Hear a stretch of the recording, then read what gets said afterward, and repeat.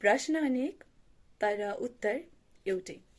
जुनसुकै उमेर समूहको मानिसलाई सोध्नुहोस्, यसको उत्तर एउटै हुन्छ, तर प्रश्न भने भिन्न भिन्न हुन्छ।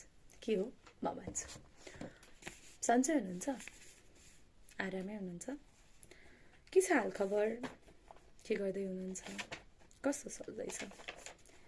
यो सबैको उत्तर प्राय एउटै आउँछ, म ठिक छु। म ठिक छु। साँच्चै ठिक छौँ कि छैनौँ त्यो हामीलाई थाहा होला, वा कतिपय अवस्थामा आफैलाई पनि थाहा नहुन सक्छ। घन्टौँ स्क्रोल गरेर नसकिने कन्टेन्ट, जति प्रयत्न गरे पनि नसुल्झने समस्या, वाक्क दिक्क ब्याक्क भएर एकछिन आराम गर्ने उपाय आजभोलि करेसाबारी, चौतारी र दौतरीबाट केही पर सरेर धेरै मात्रा घटेर उही फोन भएको छ।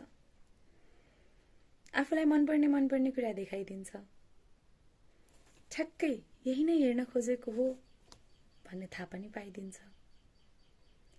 यता हेरे पनि त्यही, उता हेरे पनि त्यही, यही नै सत्य हो जस्तो लाग्छ। कतिपय समयमा त आफू एक्लो भएर पनि त्यो एक्लोपन चाहिँ महसुस नै हुँदैन। राम्रो कुरा हो नि त्यो त, होइन? एक्लो भएर पनि एक्लोपन महसुस नहुने। तर कति समय, कतिन्जेल जब नेट बन्द हुन्छ, डेटाले पनि काम गर्दैन, तब बल्झन थाल्छ गर्नुपर्ने कर्म, जिम्मेवारी, अनि सबैभन्दा धेरै हुन चाहेको आफू र भइरहेको आफू बीचको भिन्नता। यसले पिरोल नै होइन, यसले त चिथोर्न थाल्छ। गलेको शरीर, मरेको स्मृति र कहीँ कतै छटपटिरहेको इच्छाले पिरोल्न थाल्छ। लौ अबबाट गर्छु, अबबाट त स्योर गर्छु भने दृढ निर्णय लिएर अगाडि बढे पनि त्यो फ्रीको डोपामाइनमा झुलेको मस्तिष्क समय लगाएर पाइने इनाममा भुल्नै सक्दैन। दिक्क लाग्छ, म त यार के भएँ। यस्तै हुन्छ। कहिले विरक्तता छाउँछ त कहिले रिसमा कुन्निको पर्छ। आफूलाई कसैले नबुझेको, सबैले एक्लो पारेको, सबैको जीवन, अरूको जीवन कति सजिलो, अनि मेरो मात्र किन यस्तो? यही प्रश्न चलिरहन्छ। मनभित्रको आँधीहुरी चलिरहन्छ अनि बाहिर घिस्रिएरै भए पनि जिन्दगी अगाडि बढिरहन्छ। कटु सत्य भन्ने कुरा कथा बने, जसले जे विश्वास गर्दछ त्यही सत्य हो, त्यही वास्तविकता हो। हुन त खत्तम नै भइसकेको केही पनि छैन,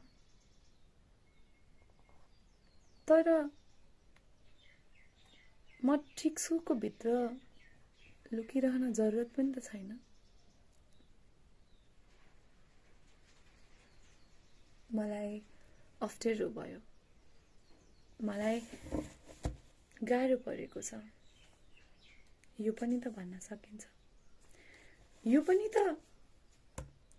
उत्तर हुन सक्छ, भन्न सक्छन् नि, होइन र?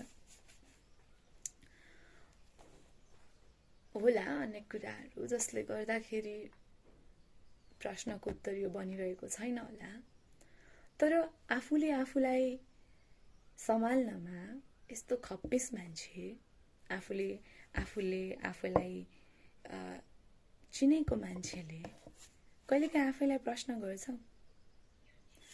आफूले कति पानी खाइरहेको छु, पानीको मात्रा कति छ, निन्द्रा कति छ, खानपिन कस्तो छ, व्यायाम भइरहेको छ कि छैन, अनि आफ्नाहरूसँग कतिको समय बिताइँदैछ,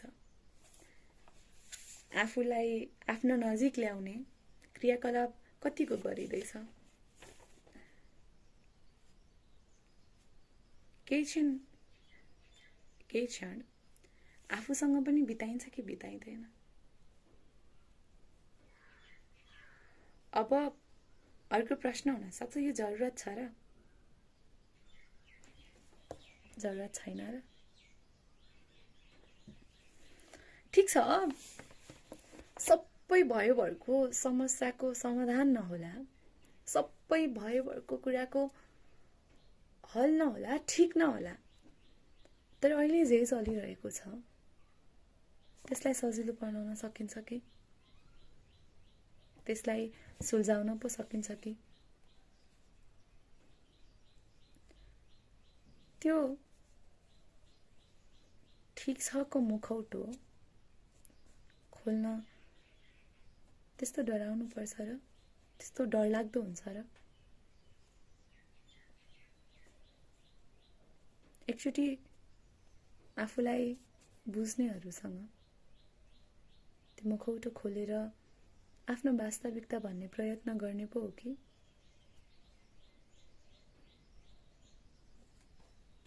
एकचोटि प्रयत्न गरिहेर्नुहोस् है। आफूले आफैलाई समय दिनु होला। त्यो ठिक छको मुखौटो सकिन्छ भने खोल्ने प्रयत्न गर्नु होला। आफ्नो ख्याल राख्नु होला। नमस्कार।